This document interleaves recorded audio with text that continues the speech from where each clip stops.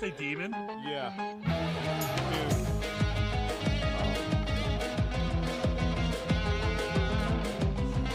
Was that you suffocating Jim? Oh, Jesus!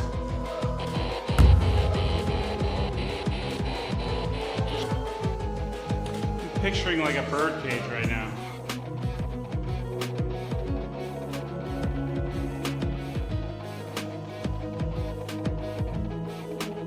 No, I grabbed my fucking neck. Seriously? Yeah. Oh, oh! Something just grabbed my backpack. Yeah.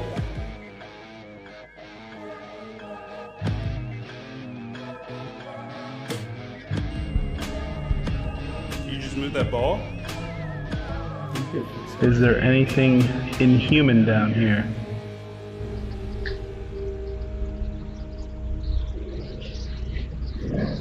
I hear growling. Yeah. Hello and welcome to the Paranormal Nut Podcast. I'm Sean. That's Jim. And it has been a little bit, but we're back. We're rolling. And we are back with a great guest. Author, paranormal enthusiast. Overall, just great guy. Just overall, great guy. And very handsome. Fact checked. Great guy. Brian Paone. Yes. I did it. Devilishly I got it. handsome, right? Devilishly handsome. So, I mean, after the Get Haunted event. Mid-orange. No. Are you going backwards Jim, more? I'm going backwards more. Yeah. After the Farnsworth house, Jim reaches out to me. I didn't make the Farnsworth, unfortunately. He reaches out to me and goes, I have a guy we need to interview. No, this is New Egypt. Oh, was it New Egypt? Sorry. Yeah, it was New Egypt. I was at New Egypt. Yeah, because Exactly. that's when I met you. Is at New Right. Egypt. Right. He goes, New I got Egypt, this guy. Was the doll room. That was fun. Yeah. Oh yeah. Yeah. I think I cried 3 times and peed myself twice. Yeah. It's Jim so funny goes- because when we were walking out, all the activity spiked up. Like you just heard walking upstairs. There's like everything going on. Yeah. So Jim comes back. He calls me. He's like, I got somebody for the podcast. He's a great guy, author, cop, and just ultimately fun guy to be around. Devilishly handsome. Devilishly handsome. I have that framed somewhere in one of our texts. And he said, we need to get this guy on. I go, okay, yeah, sure. Reach out to him. Let me know. And things happened. We took a while. And then eventually we all meet at Mid-Orange. We didn't have too much time to talk. No, but we chatted. We chatted a bit. Yeah. But you were kind of, the princess of the ball since, your book's coming out and everyone wanted to talk to you about it. Well, I brought a copy for Rob, and Yeah. he wasn't expecting it. Nobody knew Yeah. I had a copy with me. So I think Yeah. when I walked, because I was late, right? You We were late, yes. Yeah, so I came to Mid-Orange with my sister, Alicia, and Hannah, who's actually the main character in These Walls Still Talk, who I met at MSP. So she's from Iowa, and she flew, because I'm from Salem, Massachusetts. She flew to Salem. We spent a weekend together there, and part of our little, getaway was Mid-Orange. So, that's how we fit Mid-Orange into that weekend. And nobody knew that, I was bringing a copy of the book for Rob. Like I didn't tell anybody, so we were late. And we were late because if you remember, it was snowing. There was like fucking It was April. There was snow. Random snow. Yeah, so there was traffic. It slowed us up. And Kaylee from Get Haunted, I was in communication with her through texting the whole time. She's like, "Where are you?" I'm like, "GPS is 12 minutes, 22 minutes. Has Rob started yet?" "Yeah, he just started." "Do you think maybe you could tell him to wait?" Because I wanted to give him the book at the beginning of his presentation, right? That's what I wanted to do. I didn't want to give it to him after he'd already done his spiel and people were kind of breaking out into groups because, it's just I wanted to see the look on his face when he's doing his thing and he's in his zone, and then have the book handed to him that we've spent so much time, almost a full year now, working on, right? So I was like, damn it. So I'm like trying to get there, and we get there, and I can't find parking. I don't even know where I'm supposed to park. I don't know if you remember what the parking lot looked like. I was like, Yeah. I'm gonna run the gate. I'm at this point, I don't even know what's going on. So found parking like the furthest from the door I could. I text Kaylee again. I'm like, I don't even know where you are. This place, there's not a single light on in any of these buildings. Like, I don't even know what Massive direction I'm supposed place. to start walking. She's like, hold on, I'll come out and get you. So she comes running out. Now we're like 20 minutes into Rob's speech. In my brain, I'm like, I know the man can talk, and I know he likes to talk, but he's got to be wrapping it up at any minute at this point, right? So I'm like, shit, I got to get in there. So, and then of course, like my sister couldn't like get her coat off right, and like when you're trying to go fast, everything just goes wrong. well, it's not even that. Like, that would have been normal, but when you're trying to go fast, it feels like everybody else is going slower, right? Yeah. Like, feel that a normal movement now takes forever because you're panicking trying to get in somewhere, right? Yeah. Everything's underwater. Yeah. So if you remember when three of us walked in, it was kind of like in the middle of the presentation, and then I went over and grabbed Xavier and put him on my shoulders and walked him around a bit because and then I waited for the right time and I whipped out the book, and Rob had no idea, and like the dude like cried. It was great. I love making him cry. It's like my everyone. It was a very emotional moment. Like, there was like 30 of us packed in this room. I don't know, probably closer to 35 when you add the Get Haunted. I actually think it was like 40 people total when you do the crew, and I think there was we're up to 40. So. Yeah. And then you essentially give him the book by like proposing and dropping on one knee. I did. I got down on one knee and I gave him the book. Everyone was so mad because they wanted a picture of it and like they missed it. And they're like trying to recreate it, but the moment's gone now, and everyone's like, no. Yeah, hey man, once the ring is on, you can't do it again. Exactly. Made it special though. Now all of us who were there saw it. So it was fun. It was good. good. Yeah, so Mid-Orange, a great night. We saw you once walking around. I think you walked past us when Jim was doing his spirit writing. So you should have just grabbed him when he was blindfolded. Me, Hannah, and my sister and Alicia, we spent all of Free Roam down in the basement of Mess Hall, because that's where we had the shadow figure go running by us when we were in the breakout groups. So when we did Free Roam, we didn't do anything else but down there. We spent the entire Free Roam down there, lights off, phones off, blacked out, not staring at a screen, just standing and just getting in the room. Right. We did have a couple REM pods set up and some cat balls, but they don't light up unless they go off, which is cool, right? So you can kind of go blacked out with them. I did bring my tracer strip, but that constantly moves, and I didn't want there to be like that like purpley hue in the room. So I didn't set it up. So we went black, right? And Rob and Danny found us and came in and sat with us for almost an hour. So it was like the five of us in there for an hour, and we kept seeing like shifts in movement, and then something touched somebody, and then Hannah was standing like across from me, and something happened that freaked her out so much that she ran like towards me and kind of huddled like against the wall next to me. Like, she was like, I don't want to be over there anymore. I don't know why, but I don't want to be over there anymore. Right. And it was just, there was nothing concrete, right? There's nothing that like, draw you a picture of. You're like, well, draw me what it looked like. It was more of this ominous, but things moving in the darkness that you couldn't quite. It wasn't palpable, right? Which is Mid-Orange is like notorious for this like ominous, oppressive darkness that just kind of lingers around every corner. Right. Well, because I know we were also down towards the end. We were down there after like Rob also like passed us to get to you. Yeah. We were around the corner, and we were doing our spirit writing, and we got some really crazy things. No spoilers. You'll see that probably in 2 or 3 videos, depending on when this video comes out. Because we walked through you when you were doing that and you were filming. Yeah. And we went around the corner and and we went far enough away from you where your lights weren't kind of hitting us anymore. Yeah. And that's the one thing we, obviously we as YouTubers are trying to show people what it's like. So they need to be able to see, and you don't like. We could always do IR, but ultimately we're trying to make something so people can see it, which makes it so a lot of people don't, and we don't want to ruin a lot of people's dark vision. We don't want to ruin their, experience. So we try to Yeah. sequester ourselves a lot. But we're talking about maybe just running like red light or even green, or something like that. So you Yeah. have some light, but it's not going to break your dark vision. Yeah. But we still typically, we take like a 10-15 minute just sit in the darkness to kind of get the vibe everywhere we Yeah. go. You kind of sit there, darkness, no sound, nothing. Get used just to how kind the of building listening and breathes. like That's what we did. feeling. Yeah, we just let ourselves kind of sink into the room.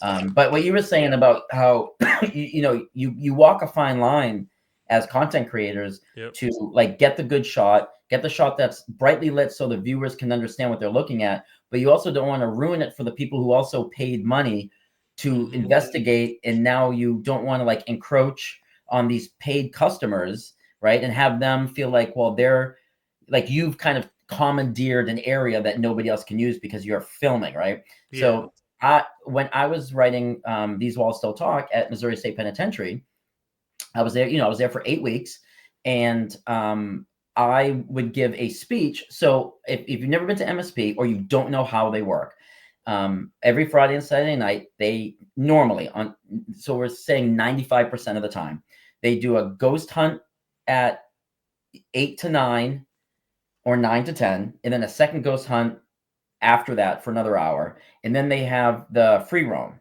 So you can pay for this ghost hunt, you can pay for this ghost hunt, and then you can pay for free roam. So it's 3 separate groups of people, right? And before we did free roam every Friday and Saturday night for those 8 weeks, I gave a speech to the entire to the guests, all the guests. Like all the guests have to be huddled up, and whatever tour guide is running it goes over the safety. They do a safety briefing, and then they would turn it over to me, and I would get up there and I would introduce myself, and I would tell them who I was and what I was doing there. And one of the things that I said in my speech was that I said, everybody is here. Everyone here has paid to be here to have an experience into ghost hunt. If I am in a place with my laptop and I'm writing and you want to use that place, please kick me out. You will not hurt my feelings. And I'm here for 8 weeks. I can come back when nobody's here, because I was at MSP a lot when there was nobody on the property. Like there was no one else. I was completely alone in those buildings, right? So when let's give some context for not every one of our viewers is a Get Haunted person, but Sure. so I think we kind of got into it, and I want to kind of explain what you actually did. You, as an author, you are writing a book, and to do that, you spent 8 weeks at Missouri State Penitentiary, and first off, that's crazy and insane, and it was not state mandated, right? No, yeah, right. No, right. I know. Yeah. So, and you took your time to write this book.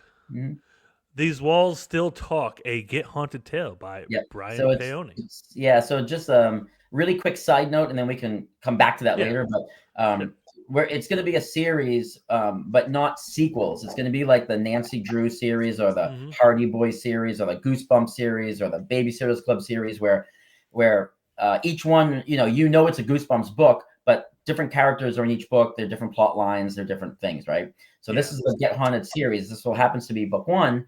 And the story is kind of wild how because again, I'm from Salem, Massachusetts, born and raised in Salem, lived there from the day I was born until I was 30 years old. That's when I left. So 30 years in Salem. I now live in Washington, D.C. How the hell did I wind up in the Missouri State Penitentiary for 8 weeks? Right? Yeah, that's a great story. Fictional horror novel about a ghost hunt gone wrong, right? So that's, people are just saying, how the fuck did that happen? So really quick, bring up to speed of who I am. I've been published. My first book came out in 2007. So my first novel is coming up on 18 years old at this point. This novel, These Walls Still Talk, is my 11th overall published novel. Oprah Winfrey gave me a shout out in her book club for one of my novels. And my time travel novel was nominated for a Hugo Award in 2016. Oh, awesome. and I lost to The Martian. They made a movie about that with Matt Damon. That's the book I lost to. Yeah. They should And have I made a movie about your book. Exactly. Hey, so I here's know the some thing. people. I sleep at night by telling myself it's okay I lost that award because Matt Damon would have played a terrible lead in my book. That kind of, he might be Good one. devilishly handsome, The, but I the just author can't be right more there. handsome than the actor. Exactly. Yeah.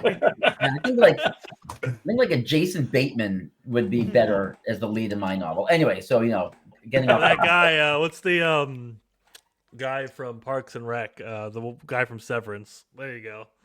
Yeah. Oh yeah. I can't think of his name right now, but yeah. Leslie Knope's boyfriend. Yes, exactly. Yeah. I can't remember. Like it's That's- like, yeah. and I love that show, but for some reason I can't recall his name right now. But I know who you're talking about. Yeah. Yeah. So I was out. I just finished my 10th novel. And I also have a day job, as you mentioned earlier. I've been in law enforcement since 2002, so 23 years at this point. I was a local city cop for 16 years, and now I'm a detective in the DC area. And I had to go to Missouri for training, and it was a 10-week training, and we lived in the barracks. It was the whole, like police academy, like a like you're literally training, right? So you are barracks, no hotels. You have a barrack mate. You get assigned somebody. You're eating at the mess hall, And after 10 weeks, we started to get bored on the weekends because you're in Missouri. There's only so many things you can do, right? And one of the guys, my training class was pretty big. It was like 42 people. And so, you start to make friends. You start to make cliques, right? When you're kind of stuck with people all the time. And one of the guys, it's like, hey, the Missouri State Penitentiary has overnight ghost hunts. I'd never done one before in my life, ever in my life. And here I am. You'd think someone from Salem.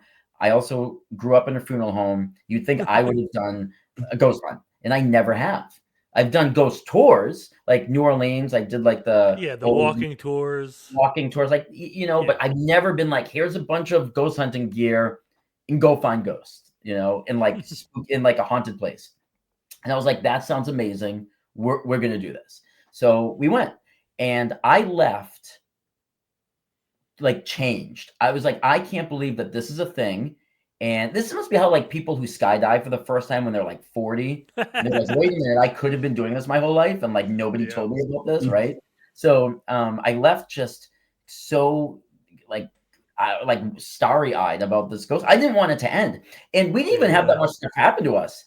I just had so much fun just being there and thinking that something could happen, right? That there was a possibility that something could happen. Kind of sheds a light and makes things in life more interesting. It's an escape from.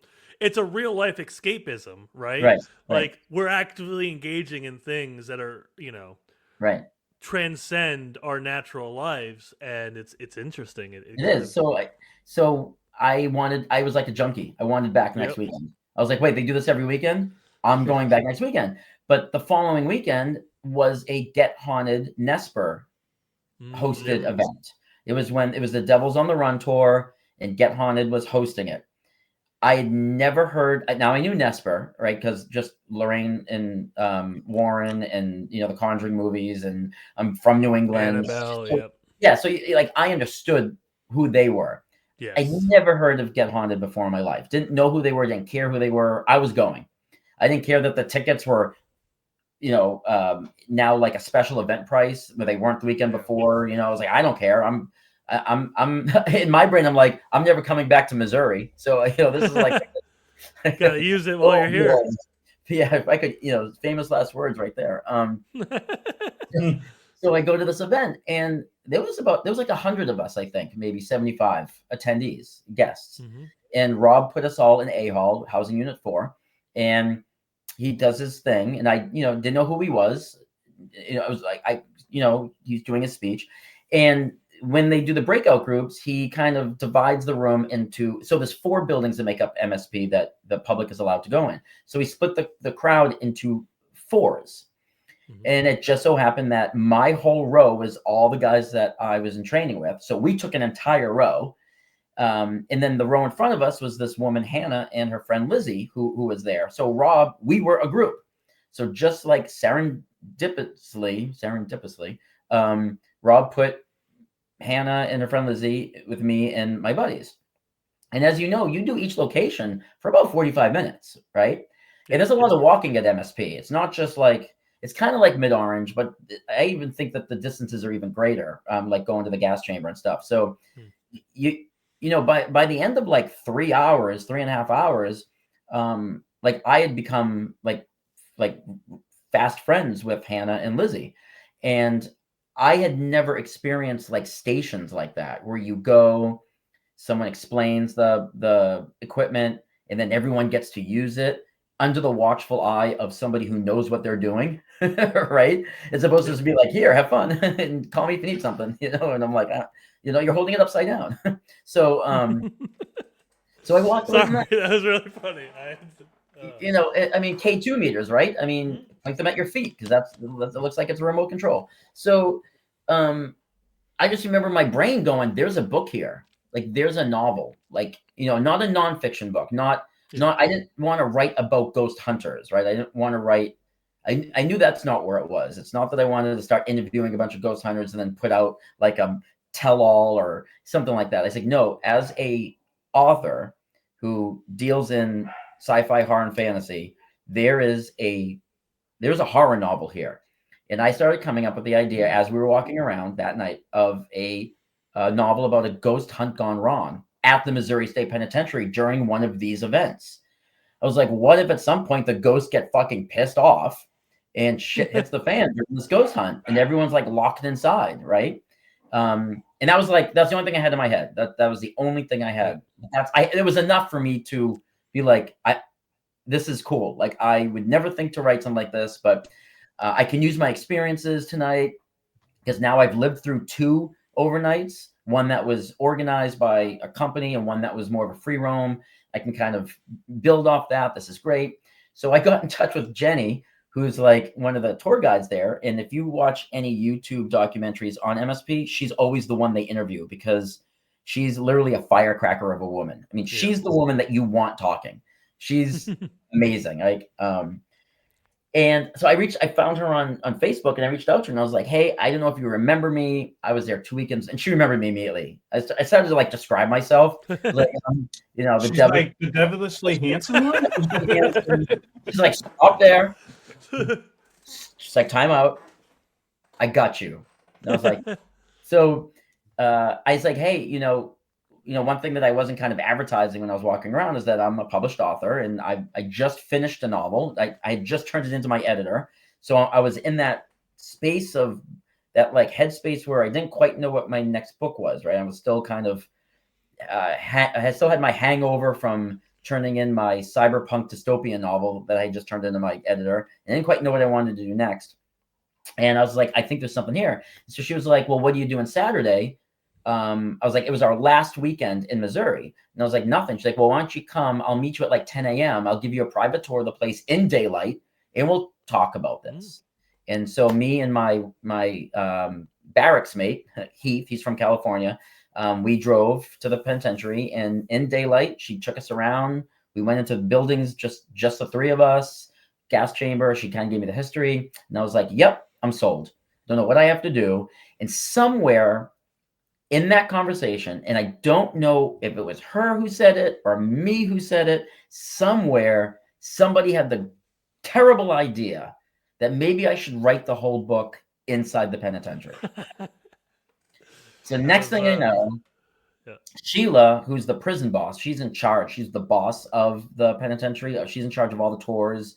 She's like the liaison between the prison and the state of Missouri, right? So she makes all the decisions.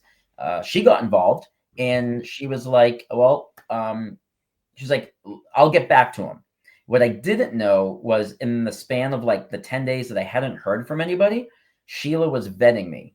She was actually researching me to make sure that I was who I said I was and that all the claims I had actually checked out, because she didn't want to just give a complete stranger who's someone who is an author, like as anybody can be. My 8-year-old can be an author, right? If she grabs a notebook and starts writing words. Yeah. I think she wanted to make sure that I wasn't just like trying to find a way to hang out inside the prison for 8 weeks, right? Like on their dime. Because I was there for free the whole time, right? And these people pay in and out, in and out, in and out. So I hear from her and she's like, okay, you check out. She's like, I'm gonna tell you one thing.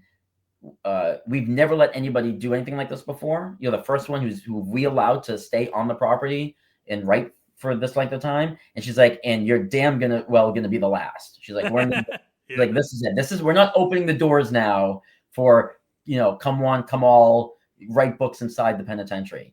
So I felt really kind of special about that. Like that was kind of cool, And so when my night number one, me and Sheila and Jenny went out to dinner, and Sheila laid down some very strict can and can'ts, do's and don'ts. Sheila is one of the most amazing people you'll ever meet. She's also someone you wouldn't want to cross or meet in a dark alley if she's mad. I mean, with a title like prison boss, am I right? Yeah. You just don't cross somebody who's gotten that title. No, and you know those people who you just love. They're so much fun and they're so friendly, and she's such a big teddy bear. But I will tell you right now, I would never want to cross. That woman will bring out the machine gun eyes if she needs to, right? Like she just spray, kill everybody in front of her. So I had very specific rules that if I broke, she was gonna like have me thrown out or arrested, or and that would be the end of the project. And I was like, yes, ma'am, I'm tracking all of these rules. Like, trust me, I'm not breaking any of these. You are giving me the opportunity of a lifetime. I'm not going to be the idiot. I'm a professional. This is my brand. I'm not going to ruin something just because you're telling me I can't do something that I might want to sneak off and try to do, Yeah. So. And every time you're in a historic location, whether it's haunted or not, these people that own the locations care. Right. And they're not just throwing these rules on you to, be the people in charge. Like, right. They want to protect these buildings, and they care about these buildings a lot more than most of us. I'm going to tell you something. That entire staff, every single person who works there because they have pride and they love those buildings, that property. Mm-hmm.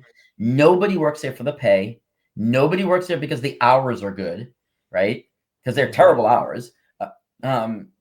Everybody there does it because they have they're drawn to MSP. And you can see it in their faces when they give their tours, when they're talking to people. I mean, I was so just amazed at the integrity of that staff. And I think that's why, and they welcomed me with open arms and made me feel I was family by the end of those 8 weeks. I mean, a couple of them had birthdays while I was there, and I was invited to the birthday party. Yeah. I was going out to dinner with them, outside I was being invited to dinner, they totally welcomed me into their little, and that's a tight knit, those people. Yeah. They know it's like a circle of trust from meet the parents. Mm-hmm. Right? That's them. And they allowed me in, and I'm forever in debt and grateful to that entire staff. I do want to touch base. So I kind of want to, what was your average day in the prison while you were staying there? So their nights differentiated time. So there was some nights. So one of the don'ts and can'ts, actually the biggest one, was that I was not allowed to be on the property unless there was at least one paid employee somewhere else on the property. Doesn't mean they probably an insurance thing. Yeah. Yes, and that's right. So, and it didn't mean that they were in the same building as me. They just had to be on the property. Yeah. In fact, there was about 60% of the time that I was there, of those 8 weeks, I was completely alone in whatever building I was in. Because the staff was in housing unit 1 and I was writing in housing unit 3, or I was in, A hall and they were somewhere we're talking hundreds of yards away from, in totally different buildings. Yeah. But the rule was that if they left for whatever reason, or they closed up, they would find me and be like, okay, Brian, I'm leaving, you got to go. I'll be back at, and they would be like, they give me a time, and I would usually meet them back at the gate. And so there was a lot of times when I would leave, sometimes it would be 2 a.m., sometimes it would be 3 a.m., sometimes it was 4 a.m. There was some nights it wasn't until 6 a.m. but then they'd be back at like 8 a.m. or 9 a.m. or 10 a.m. Right. So there was always this gap of time. And I had a hotel down the road, a Days Inn, where that's where I would actually sleep. Because when I was in the penitentiary, I was writing. Like I've had people ask me a lot, oh, well, did you sleep there? No, I was there to write. So if I was there, I was writing. I would sleep in the hotel, and then there was, I would shower, freshen up, go get my Starbucks, go, kind of shake it off, and then and they would give me their schedule, so I knew when they would be back. Like they'd be like, okay, Brian. Like in fact, it got to the point where Jenny or Lisa were texting me the schedule for the entire upcoming week, so I knew exactly the hours that someone would be on the property, so I knew when I was could be there. So you could plan your work week essentially. Yeah, exactly. So yeah, and I kept something that was interesting was the very first night number 1, I started writing. Something paranormal in my eyes happened to me within the first 90 seconds of me writing this book. So I wrote it down. I opened up a separate file and I wrote it down. I was like, that's weird. I'm going to document that. And then something else happened. So I wrote that down. And then something else happened and I wrote that down. And I said, well, looks like I'm going to keep a diary. I kept a diary of my entire time in the penitentiary, of all the things that either paranormally or unexplained or was just kind of weird or too much of a coincidence that you couldn't ignore it. And so I kept this extensive diary through my time. And my editor talked me into publishing the diary at the end of the book. So yeah, so that's kind of like a surprise, although I've been talking about it so much, it's probably not a surprise anymore. But so the book itself, you got to remember, is completely fiction, right? It is a horror novel, where it is a horror, balls to the wall horror novel, all fiction. But when the book ends, you get to the last page of the actual story part, you turn the page, and there is my diary, exactly how I wrote it. And what I did at the end of every night, I jotted the hours that I was there. So you can, almost like a time card. So you can see each day what time I got there, what time I left. Well, that's the kind of stuff me and Jim love, because obviously we love horror and we love fiction, and we're all in every single media of this stuff. But when it comes to the actual hard data of what you saw, the fact that you're logging it, and the fact that you were living, essentially, you were writing, and you were mainly a writer, but you're doing the paranormal, at least documenting, because it doesn't sound like you were poking the bear too much as an investigator. Oh, I'm too scared to poke the bear. I'm not poking any bear. Are you kidding me? No, I'm too scared for that.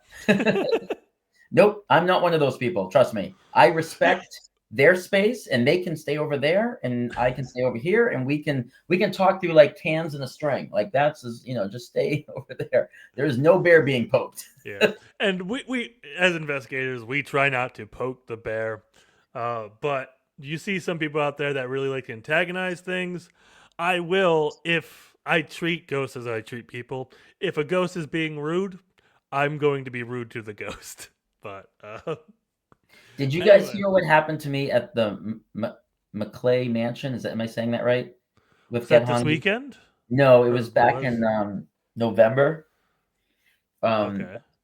I think I'm saying it wrong. Damn it! That sucks. But it's in I think it's McClay. Yeah. McClay. Okay, so it's in Harrisburg, Pennsylvania. Oh, they they have just an had an event there this past Yes, weekend. they did, but this was their November event, and I went to that. There's a bathroom door in the basement that's known to slam shut on its own. So me and Bill from Get Haunted, his fiance Tanya, sat down there and waited, and I put my phone on the floor in front of the door with like the Ghost Tube app on, right? So it could like talk and say things. Yeah. We sat and we waited in the dark and waited and waited and waited. Nothing's happening. I stand up. I walk towards my phone, which is right in front of the door. And right when I get to it, I go, fine. If you're not going to close the fucking door, I guess we're leaving. It closed. That's amazing. I have never run up a flight of stairs so fast. It has turned into like the Get Haunted personal joke with me now, a staircase. I left Tanya behind. I was like every man for himself at this point. Like that door, when that door slammed in my face, that was absolutely horrifying, because it came when I like said something, like, and I was like, fine, if you're not gonna fucking close the door, I guess I'm leaving. And it was like, boom, and the door was it slammed. Like I just I did It said that. I bet. did that at an investigation before too. We were at where was it? The Bull's Head in New York, Yep. and it was the doorbells, and like we heard it ring a little bit, and I was like, we were just sitting back, Jay, and I'm just joking over here. I was like, yeah, you won't move that, you won't make that bell make a noise because you're a fucking coward. And then it started ringing, and I was like, I'm the fuck here. Dude, I was, when Kermit the Frog gets all stressed out and he runs like this. That was going up the stairs. Clip that. That's a short. Oh my goodness, yeah, that was fun. So the book took on a life of its own, and the reason why it's listed as a Get Haunted tale, like I said, in my book, the ghost hunt that goes wrong is being hosted by Get Haunted. So that's the tie-in. Is they're actually there. They're hosting an event at Missouri State Penitentiary, and they do the same thing that happened when I was there. They break the people off into the groups, and then when they go into free roam, that's when things start going south fast. And the whole book takes place over that one night. The book opens when the main character arrives at MSP, and the book closes when the free roam is over. So there is no 2 weeks later. It doesn't start like a month before the ghost hunt. It literally, you can read the book and it's almost happening in real time. Yeah. Like if it takes you 6 hours to read the book, you're actually reading in real time what these characters are going through, because it takes place over the span of about 6 to 7 hours, the whole novel. I'm gonna freshen up my English lit while I can. Isn't there not a trope, but a type of writing that's like the something? It's like a Greek person's name, day or whatever, where all the events take place within the arc. I know what you're talking about. Yeah. So see, I know things. I went to school once. There was a movie called Nick of Time. I forget who was in it. Christmas Slater, I think. But he has like 92 minutes or 90. He has like 90 minutes to like find something or someone's going to die.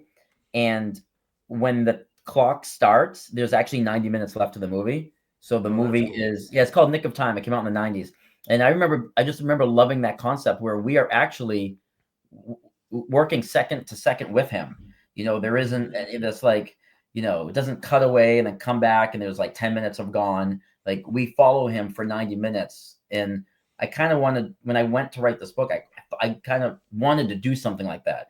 I was like, if this is going to take the average person 6 to 7 hours to read the entire novel, and it takes place over the span of 6-7 hours, you're reading as the guests are moving around, and then stuff starts happening to them, and the ghosts start coming out a little bit more, it'll get a little bit more mad, so you're reading. There's no time jumps, right? You don't turn the page and it's 3 hours later, right? Things are happening. Waiting for the 6-hour movie now. Yeah. Oh, that would be amazing. Yeah. So just do the quick plug while we got a second here. Again, These Walls Still Talk, a Get Haunted tale by Brian Paone. Release date June 21st. Yeah, with the big party. With a big party. Everyone's going to be there except for me and Jim, apparently, because we can't plan things. No, we planned something. Well, actually, we'll keep that on the wraps. But we got some stuff coming up. But I'm going to get a copy of this book as soon as possible. I'm going to read through it. I already pre-ordered it on Amazon. Yeah. Word? Yeah. Are you doing an audiobook? Yeah, so the audiobook is being recorded right now. And so the main character in the novel is female. And so I chose a female narrator to do the audiobook. And so she's been sending me, like mileposts as she goes, for me to read. That's awesome. All of my novels are an audiobook, every single one. So All right, Brian. Where do you want the book to sit on here? Yeah. Wherever it looks pick your spot. Wherever it looks the most devilishly handsome. There it is. I got the exact spot. All right. Sorry about interrupting. No, it was good. I thought you were gonna pull out release- one of his other books, though. the release party is at MSP. It's at Yep. Missouri State Penitentiary, and Get Haunted is hosting an 8-hour overnight ghost hunt during the book release party. So we're doing a kind of a huge that's bash. awesome. Yep. And we only have a certain amount of tickets available for it. They have been selling. I'm expecting it to sell out by the time we get there. And the number that we were given for tickets was very strict, given to us by Sheila. She was like, "This is the amount I will allow. This is the amount of people I will allow inside this property in one night, all at the same time." So it's not one of those things where, like, if it sells out, I can't help you. Like this, I can't go like ask for more tickets. Like it's like I'm scared of Sheila. Like I'm not crossing her. Like I'm not going there and asking. So the tickets are include everything. There's going to be food and drink. When Get Haunted does a thing, they have the snacks and the coffee and the drinks, and they're going to have all their stuff out there. It's an 8-hour overnight, and then the book release party, we're going to have a scavenger hunt. Kind of some good prizes for people who win the scavenger hunt. I'll be taking people around and showing them where I wrote in very specific parts, where specific parts of the book take place. And so if people want to look that up and want tickets, the easiest way to remember this is if you're watching, you obviously see my name on the screen. My website is myname.com. It's that easy, just myname.com. And on the main page is a huge banner that says click here for tickets to the Link in bio, link in description. We will have all that. Yeah, we'll have it all posted. If people can't remember and they're like, "Oh my God, how do I get tickets?" If you just remember myname.com, it's boom, it's everything's on the main page. So yeah. So look for that. Definitely go buy tickets. It's gonna be worth the time. And who knows, maybe I cave and go anyway and buy a ticket. yeah, come on. Let's see. Well, now that we're planning another hunt and it looks like we can't do it, so maybe I'll go out there. Give me the date again. When's the date? The 21st, June. Yeah. Oh. Yeah.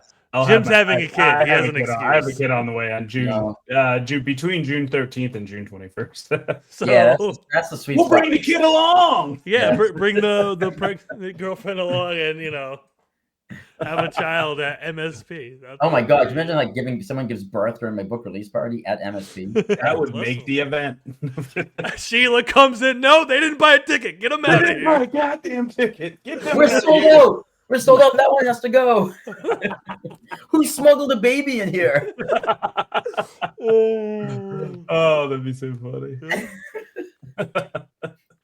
Well, Brian, you have been a blast to talk to. We're going to definitely run into you again at other events, whether it's June 21st or just randomly down the road. Trifecta, I'm running into you. So Hey, so the caveat to that, we're gonna add there, like I said, there is going to be a book 2, and book 2 is going to be written 100% at the Real Ditto House in Kentucky.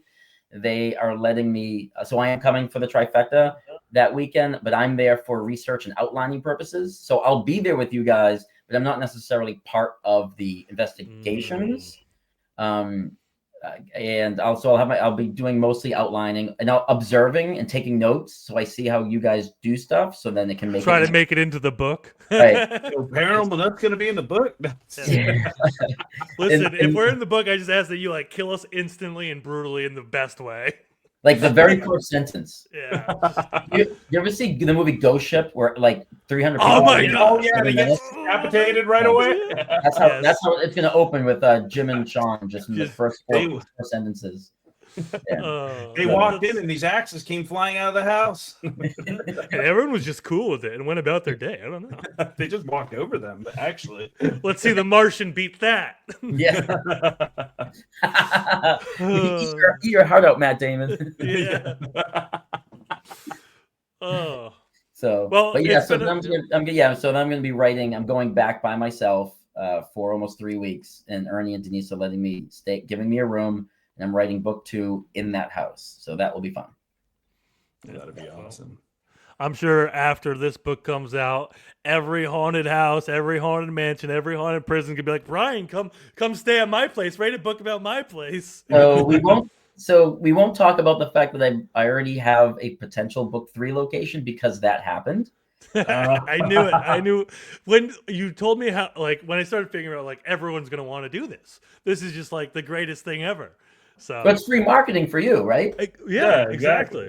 Doesn't cost you anything other than letting me stay there to write a book, and then you're forever in a novel that will always be talked about.